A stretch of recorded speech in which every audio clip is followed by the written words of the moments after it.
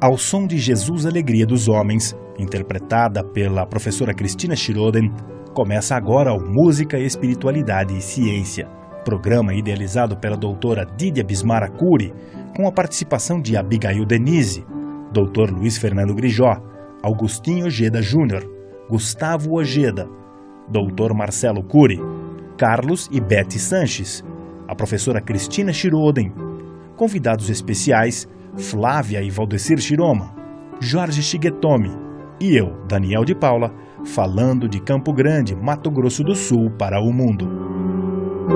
Começamos o programa com uma prece proferida por Abigail Denise.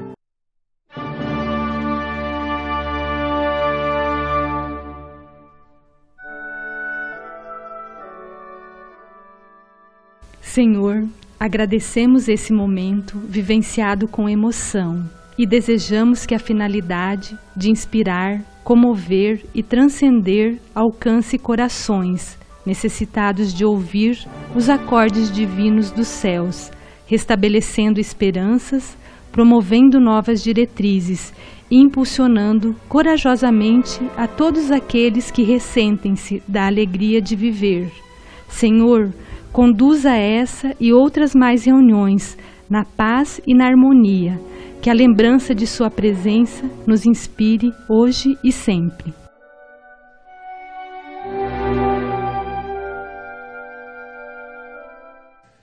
Deus me fez surdo para que eu pudesse expressar a sua voz através da música.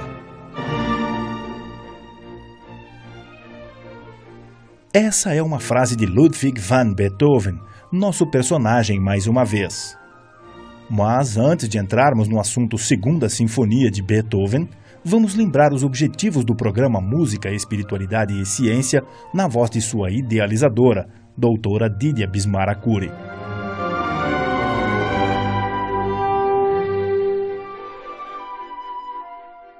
O objetivo do programa é levar ao ouvinte o conhecimento musical através da beleza do som, conduzindo sobre o mesmo as etapas da vida de cada compositor.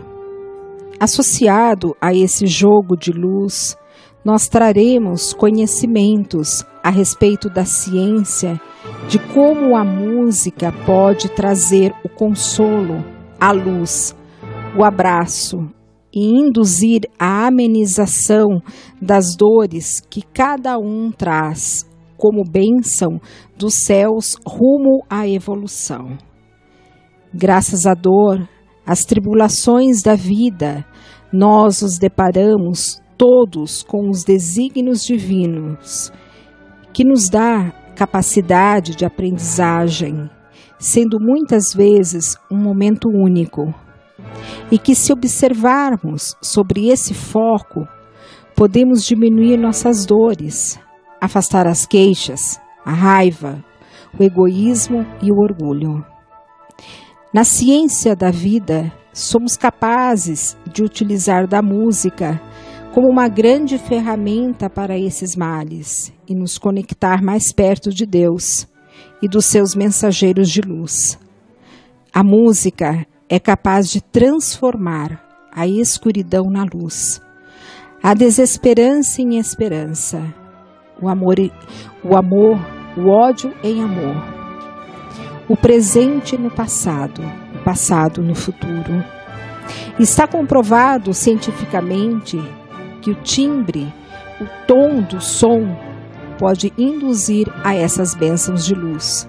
E nós mostraremos no decorrer desse ano como a música pode agir sobre as doenças, tais como Alzheimer, depressão, tumores. O nosso convite é simples. Deixe a música entrar no seu coração. Feche os olhos. Imagine essa luz entrando em sua casa, assim como a serenata ao luar, que aqui iremos apresentar agora com a abertura desse programa. Para isso, convidaremos a pianista Maria Cristina, professora da Escola Arte Viva, a brindar nosso momento com essa energia única que vem do alto e entra em todos os nossos lares, na nossa casa mental, que curador, que chega como companheira de agora e do dia seguinte, como calmante da alma, a energia para o espírito. Durante todo esse ano, iremos estudar Ludwig Beethoven, um dos espíritos mais nobres que esteve na Terra. Um dos espíritos que conseguiu trazer dos céus a capacidade de cura das nossas dores e a evolução da própria música. Esse é o objetivo do nosso programa. Venha conosco, feche os seus olhos.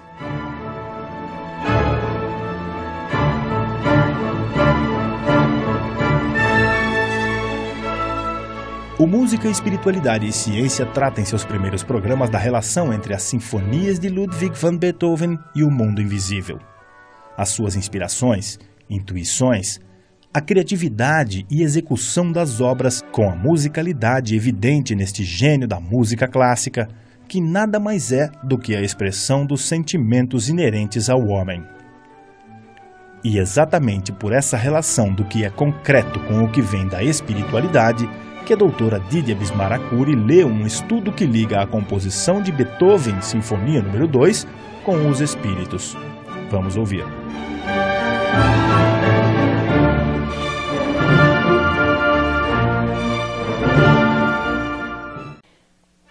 Segunda Sinfonia. Então, como no programa anterior, nós vamos comentar a respeito sobre o aspecto espiritual dentro dos mistérios que envolve Beethoven, os mistérios que envolvem a Segunda Sinfonia. Esta sinfonia é música que transpira serenidade, beleza, jovialidade e coragem. Isso foi dito por Philip Wallen, que ele trabalha na Boston Symphony. A segunda das 9 sinfonias foi apresentada pela primeira vez em Viena, em 5 de abril de 1803. Sua nota espiritual é o amor. O número 2 expressa o feminino, o princípio materno de Deus dentro de nós. Este princípio se manifesta como amor supremo, poder que anima toda a sinfonia, conferindo à música tal beleza e doçura que muitos devotos das sinfonias de Beethoven dizem isso. O próprio Beethoven declara que esta é uma das mais belas de todas, porque transmite a proteção aconchegante do espírito materno que brota em alguns de seus movimentos. Em outros, o espírito do sacrifício, inseparável do amor materno, encontra-se expressão em certas melodias ternas. Também há o poder de transpirar a felicidade tão refinada que é como a brisa de um ar perfumado. Tem o efeito de elevar-se e refrescar um espírito que se encontra em desânimo. A surdez crescente de Beethoven serviu para livrá-lo das distrações do mundo físico, de modo que ele deve ter captado harmonias celestiais cada vez mais elevadas, que estão sempre vibrando através de nosso cosmo ordenado. A qualidade tonal da Segunda Sinfonia é cheia de cores orquestrais que se conferem à sua música uma qualidade e uma luminosidade desde o início até o fim. O primeiro movimento produz um efeito de um brilho cintilante do nascer do sol. O segundo movimento soa em cores suaves, como um variado jogo de luzes e sombras.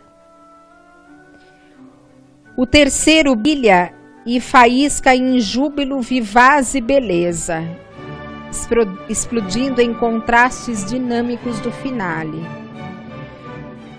Sob apelos melancólicos, dedicados e um tom de esplendor, esta sinfonia está cheia de episódios ousados, com insinuações de outros mundos e ecos tênues que confundiram os críticos na época. Este movimento, com suas súbitas explosões de acordes e modulações caprichosas, foi severamente criticado pelos revisores do tempo de Beethoven, mas foram também eles que reconheceram seus efeitos tonais como verdadeiramente magníficos. Beethoven sempre trabalhou dentro da de uma estrutura de espaços ilimitados.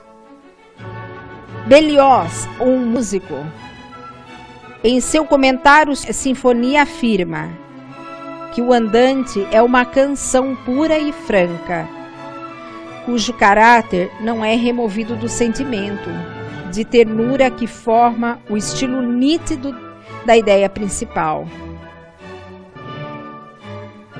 E uma figura encantadora, ele continua, de prazer inocente, que dificilmente obscurecida por uns poucos acentos melancólicos. Francamente alegre na sua fantástica volubilidade, como um andante foi completo, e serenamente feliz, pois esta sinfonia está sorrindo o tempo todo para Deus. As explosões do primeiro allegro estão totalmente livres de violência. Há só o ardor juvenil de um nobre coração, no qual as mais bonitas ilusões da vida são preservadas e imaculadas. O compositor ainda acredita em glória imortal, em amor e devoção, que naturalmente expressa sua jovialidade. É como se você estivesse vendo esportes mágicos dos espíritos grandiosos. O finale, ele acrescenta, que é um outro autor, né? É da mesma natureza. Um binário e sua jovialidade tem talvez algo mais delicado e mais picante. Como esta sinfonia foi escrita sob circunstâncias de uma natureza depressiva devido às enfermidades físicas que o compositor sofria e as notícias esmagadoras que o cercavam a respeito de uma aluna porque tinha se apaixonado e que se casara posteriormente, os críticos não deixaram de comentar a contradição entre o sentimento pessoal melancólico do compositor naquela época e a música jovial e adorável que ele escreveu em sua segunda sinfonia. Se Beethoven tivesse vivido para fins pessoais, tal explicação seria, com toda a probabilidade, completamente verdadeira, em que talvez essa sinfonia fosse vista como uma válvula de escape. Mas Beethoven viveu para servir os objetivos universais e celestes e impessoais. Ele dedicou sua vida para trazer à humanidade a cura e as forças redentoras da beleza através da mais elevada de todas as artes, a arte da música. Beethoven foi um ego titânico, em funcionamento dentro das limitações de uma forma pessoal. Quando ele se entregou para vir ao mundo e para fazer a conexão entre o mundo celeste, suas comunicações eram cada vez mais inspiradas. Sua consciência ascendeu a níveis onde o que é puramente pessoal e que se perde no universo. Concluímos sobre o caráter de Beethoven e sobre o propósito espiritual, que no caso da composição da segunda sinfonia, a alegria e o amor que ela irradia não é o resultado de um esforço desesperado da vontade de escapar da sua provação pessoal e das suas tribulações, mas é a renúncia às suas preocupações pessoais, sejam elas de natureza pesarosa ou de natureza exultante de alegria, a transmissão impessoal daquilo que o mundo do som era capaz de conferir a um homem através de um ego qualificado para servir tão exaltada capacidade divina.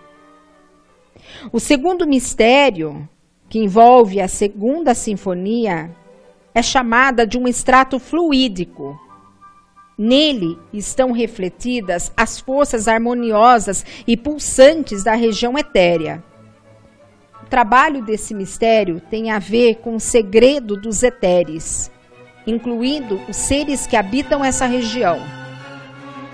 Nele estão incluídos os espíritos da natureza que fazem parte do embelezar da terra. A região etérea transcende a esfera de escuridão e morte. Aqui, o ser se move em luz perpétua, numa região de vida imortal. No segundo mistério, entramos nesta região etérea para estudar os mistérios das flores também, e das plantas, e o mistério dos anjos conectados a ela. Peculiar, a doçura da segunda sinfonia é fragrante com todos esses segredos raros. É a aproximação de uma nova era, onde o homem se tornará cada vez mais clarividente e sensitivo. Isso revelará um fascinante mundo novo. Ele era capaz de observar a vida e as atividades do espírito que envolvia o espírito da natureza, e também a dos mensageiros espirituais elevados, que dirigem e supervisionam suas atividades através de todo o reino vegetal. Com resultados desse desenvolvimento, a botânica se transformará em uma das mais interessantes de todas as ciências. Um dos mais fascinantes aspectos da botânica na nova era está sendo feito e conduzidas nos Estados Unidos e notavelmente na Índia. Seus resultados certamente serão enormes, e isso também se deve a Beethoven, a segunda sinfonia.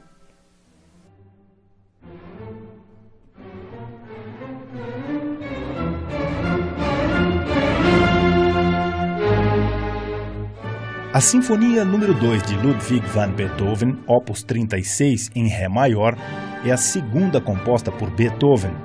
Foi escrita entre os anos de 1801 e 1802, com dedicatória ao príncipe Karl Lichnowsky. A maior parte da obra foi escrita durante a estação de Beethoven em Eisenstadt, onde estava sob indicação médica. Neste período, o compositor começava a experimentar os primeiros sinais da surdez, a qual julgava ser incurável, o que o levou a momentos de grande depressão. Várias piadas musicais de Beethoven se fazem presentes na obra, como a substituição do tradicional menueto pelo scherzo no terceiro movimento.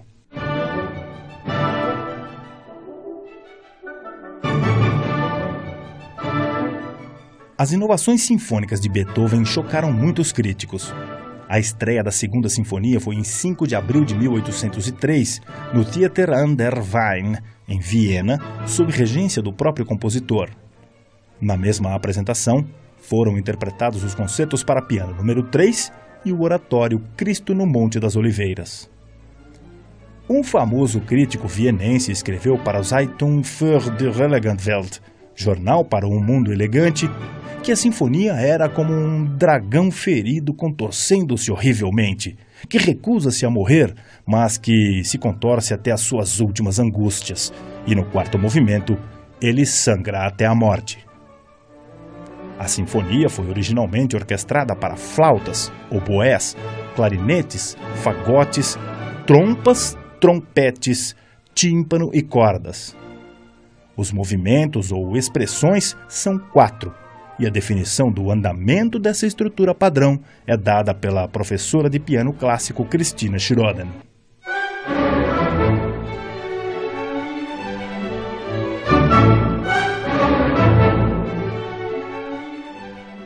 Então vamos falar sobre andamento. andamento é o grau de velocidade do compasso. Então, nós podemos ver que é sempre no começo das músicas, quem estuda música vai ver que na frente, em cima, vai estar escrito o andamento: lento, moderato, allegro, allegretto, andante.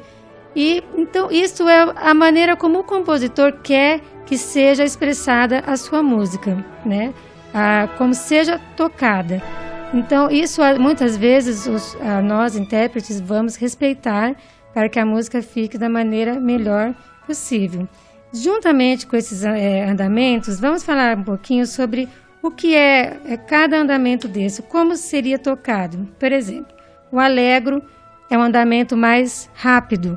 Então, quando você vê uma música alegre, ela é tocada mais rápido. Allegretto já fica um pouco mais lento. Temos os andamentos lentos, músicas tocadas lentas. O moderato, não tão lento, não tão rápido. Então, juntamente com esses andamentos, por exemplo, o andamento andante é o que representa passos humanos. É muito interessante. E muitas vezes, junto com o andamento, vem as expressões.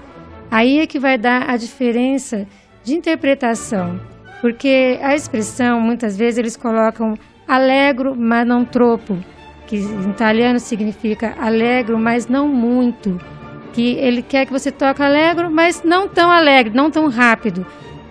Muitas vezes ele escreve com brio, para você tocar com a vivacidade, ou misteriosamente. Eu tenho às vezes músicas infantis que eles falam para as crianças tocarem uma música com mistério. Então isso significa, né, o sentimento que nós vamos colocar na música.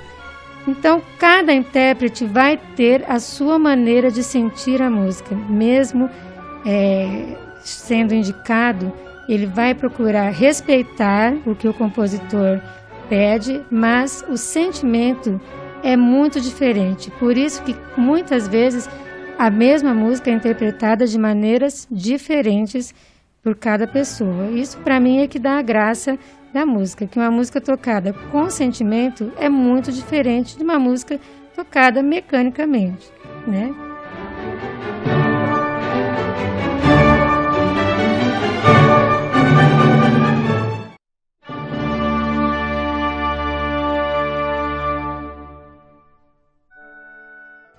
O primeiro movimento está na forma sonata e possui uma estrutura semelhante ao da Sinfonia número 1.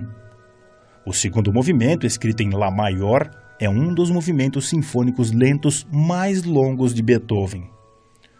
Possui claras evidências de influência da música folclórica, mais tarde usada por Beethoven em sua Sinfonia número 6, chamada A Pastoral. O terceiro movimento é um scherzo, com um quarteto alegre entre os oboés e os fagotes. A sinfonia conclui com um movimento rápido e enérgico.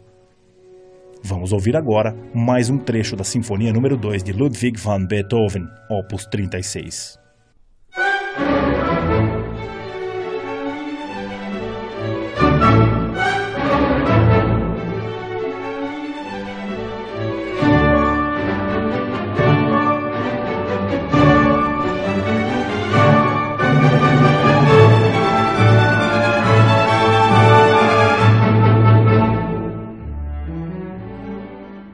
Então vamos ouvir outra composição do gênio da música erudita Ludwig van Beethoven, na interpretação da professora Christina Schiroden. A obra é o terceiro movimento, Allegretto, da Sonata para Piano número 17, opus 31, número 2, composta também entre 1801 e 1802.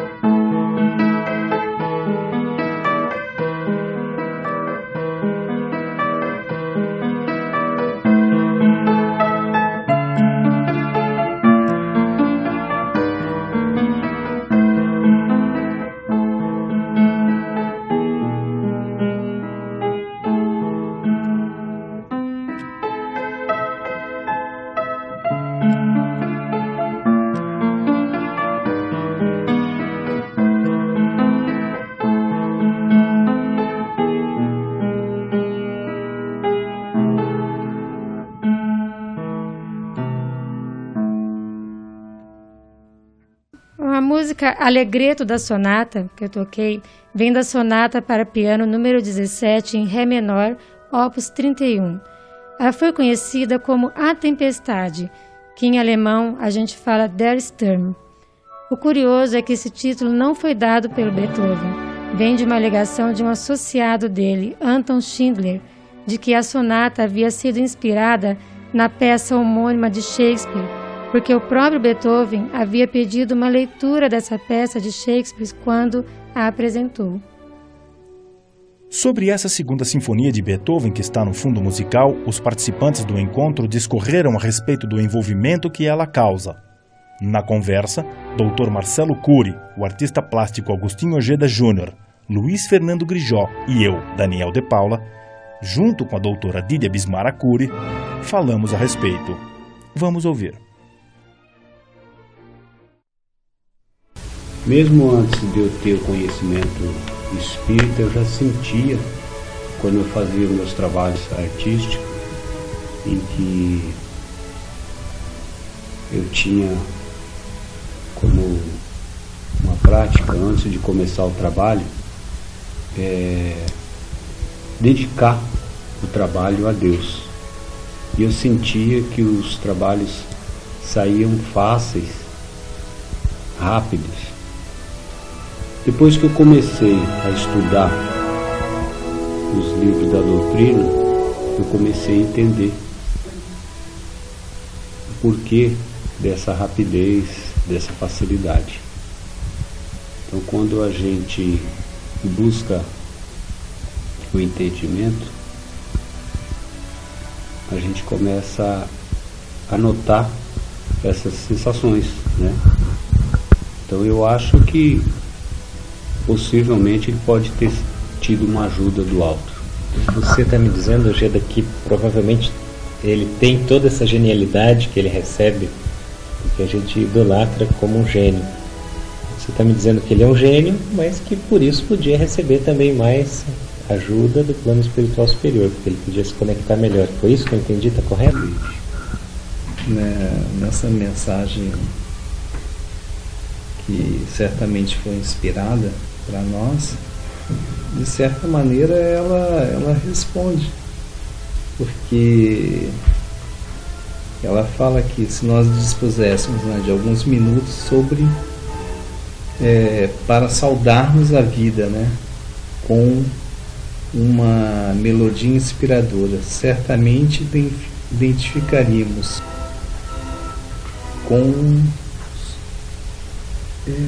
com suas notas musicais a essência da gratidão e os acordes da esperança, a compor com tenacidade e suavidade o emocionante espetáculo de sentir, experimentar, interpretar e conduzir nossos atos, conforme a música que elegemos para representar o nosso íntimo. Então, eu acredito que ele, naquele momento, naquele momento de privação física dele, ele certamente passou a ter muito mais condições de ouvir o seu interior e interpretar realmente a melodia dos céus, vamos dizer assim, e seria médium.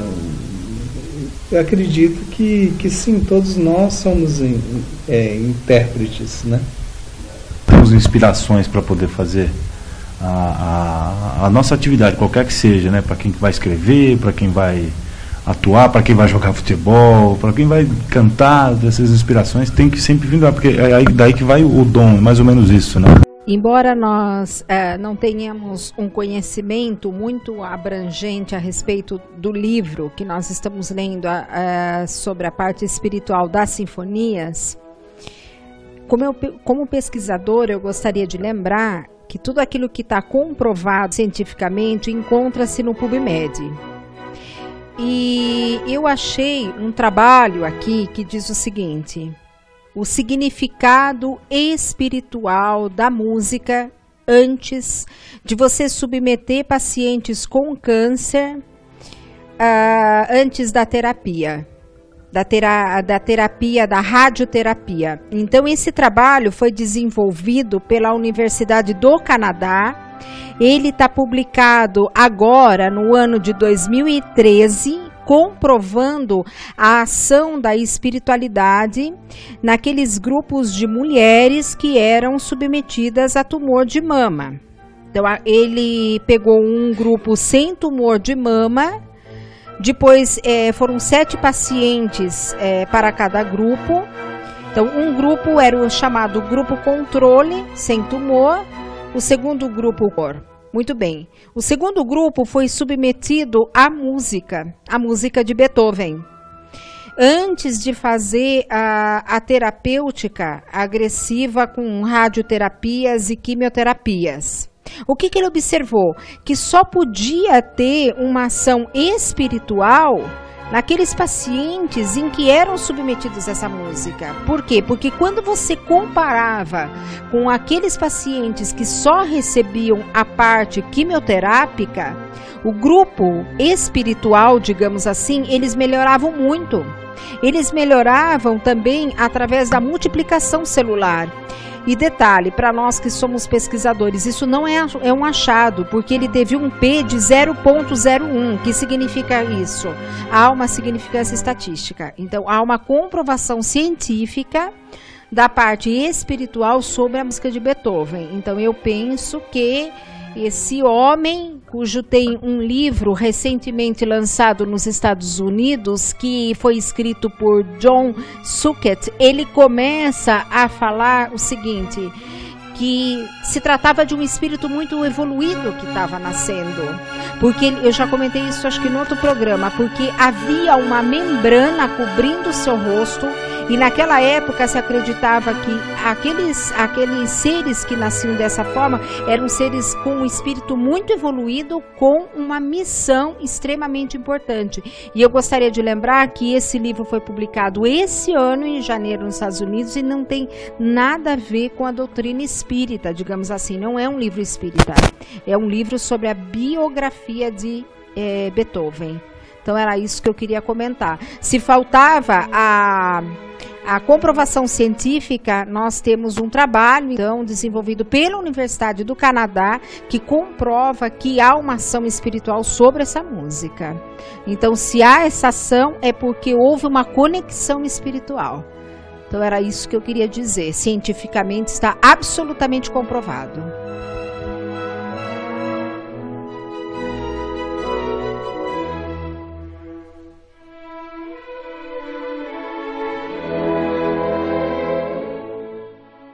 Vamos agora à leitura do segundo capítulo do livro Música para a Evolução do Espírito, de Gutenberg Pascoal da Silva, da editora Mitos Books. Leitura proferida por Abigail Danise. Leitura do livro Música para a Evolução do Espírito, autor Gutenberg Pascoal da Silva, capítulo 2, intitulado Uma Face do Saber Espírita. Esse capítulo é um pouco mais extenso, razão pela qual faremos uma leitura de forma parcial. O autor inicia com alguns questionamentos e diz: insistimos em reafirmar a importância de o espírita estar em constante estado de pesquisa e estudo. Enquanto a uns basta o compêndio introdutório da doutrina, a outros o limite representa extremo sacrifício, ou seja, há um desejo arguto de buscar novos saberes, de aprofundar estudos. Evocamos a sabedoria do apóstolo dos gentios, Paulo, quando afirma: examinai tudo e abraçai o que for bom. Quantos livros o espírita precisa ler para ser salvo? Quantos atos de caridade? Quantos passes? Quantas palestras? Quantos temas precisa estudar? E de que forma devem acontecer esses estudos? Há limites para o saber espírita? Citando Pedro Demo e falando sobre as categorias de conhecimento, comenta aquele que considera o mais relevante para este estudo, o ambíguo, que indica a condição na qual o nosso objeto de conhecimento se inverte a si mesmo, confundindo-nos, tornando o seu oposto. Segundo essa análise, em muitas situações condena-se o óbvio, o coerente de modo coercitivo, uma vez que pode representar a ruptura com o senso comum. O novo, então, confundido com o proibido e com o perigoso, aliado ao conformismo, à estagnação, ao medo de encarar paradigmas ascendentes. Vê-se acometido pelo velho, o costumeiro. Há de se pagar um preço pelo conhecimento em termos de compromisso moral. Talvez tenhamos que disciplinar a curiosidade. Sim, discipliná-la, enforcá-la, castrá-la, e se for para permanecermos humanos, se for para mantermos a neblina da incerteza que nos define. Equívoco dúplice seria imaginar que o tema em voga trata-se de novidade. Embora teime o nosso misoneísmo em falar mais alto, é bom que fique claro que pensar a música e suas influências é prática milenar e das mais diversas culturas, e como já dissemos, abertamente discutida no Pentateuco Espírita e obras subsequentes. Esbarramos nessas duas questões. Ora, a música e as artes em geral são deixadas em segundo plano, devido a inúmeros outros temas de interesse com os quais estamos em contato a todo instante, principalmente aqueles que se veem comprometidos com o estudo e com o trabalho espírita. Ora, o assunto é tão visível e forte que nos faz crer, sem discussão, isto é, inequivocamente percebemos que um samba nos agita e um clássico nos acalma. E encerro esse preâmbulo com duas observações de Demo. A marca ambígua, primeiro, a marca ambígua, libertadora, colonizadora do conhecimento se impôs, ou se quisermos, a curiosidade acaba superando o medo. Segunda, se tivéssemos de justificar nosso modo de pensar, antes de começarmos a pensar, nunca começaríamos. E por fim, lembrando o brilhantismo do comportamento kardecista quando, sem enveredar pelo ceticismo ateu, uma vez que suas ideias sempre revelaram grande religiosidade, lançou-se com toda a tendência científica de sua personalidade às pesquisas sobre o Consolador que chegava para balsamizar a humanidade.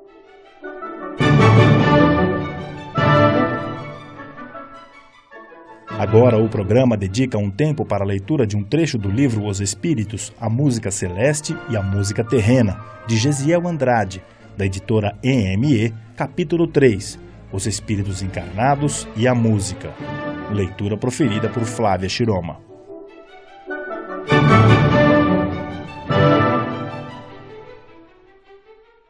Allan Kardec e a Música Celeste. Allan Kardec desvendou os mistérios da vida espiritual com a publicação de O Livro dos Espíritos, em Paris, em 18 de abril de 1857, constituindo o Espiritismo. No resumo da doutrina dos Espíritos, contido na introdução daquele livro, aprendemos que somos espíritos encarnados, pois revestimos temporariamente um corpo material perecível.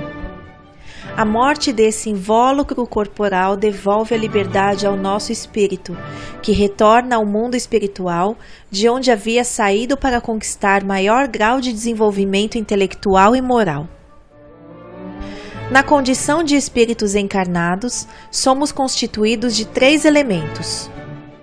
Primeiro, o corpo ou o ser material, semelhante ao dos animais, animado pelo mesmo princípio vital e regido por instintos. Segundo, a alma, ou ser imaterial, espírito encarnado no corpo, que participa da natureza dos espíritos. Terceiro, o liame, ou perispírito, que une a alma ao corpo, princípio semimaterial intermediário entre a matéria e o espírito.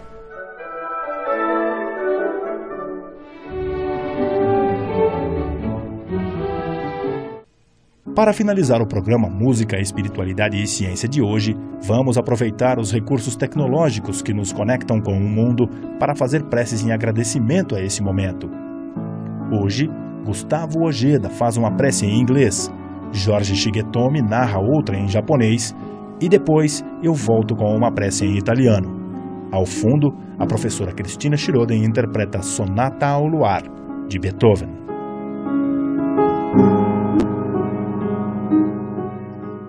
The kingdom of light is internal. It's imperative to travel within oneself so that the darkness of dense and disturbing ignorance doesn't predominate. Joana de Ângeles.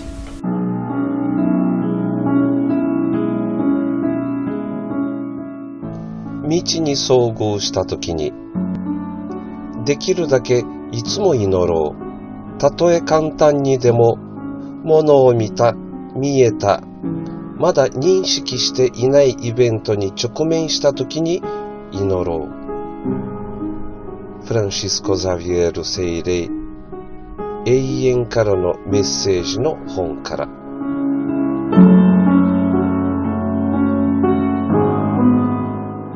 Idea fissa. Combatti la nozione del male nella mente sua. Non offerti una sola linea al buio. Scegli il cibo spirituale che ce l'hai. Devi fuggire di tutto quello che ti può influenzare negativamente.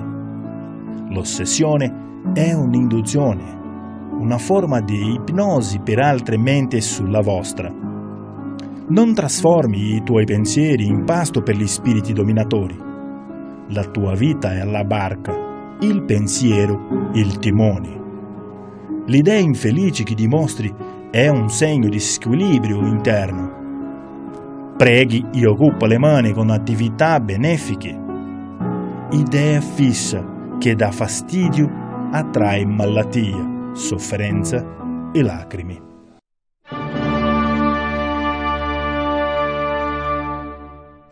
Assim, encerramos o programa Música, Espiritualidade e Ciência de hoje, que falou sobre a Segunda Sinfonia de Beethoven e a sua relação com o mundo invisível.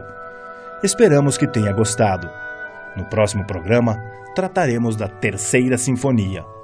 Até lá, e fiquem todos com Deus.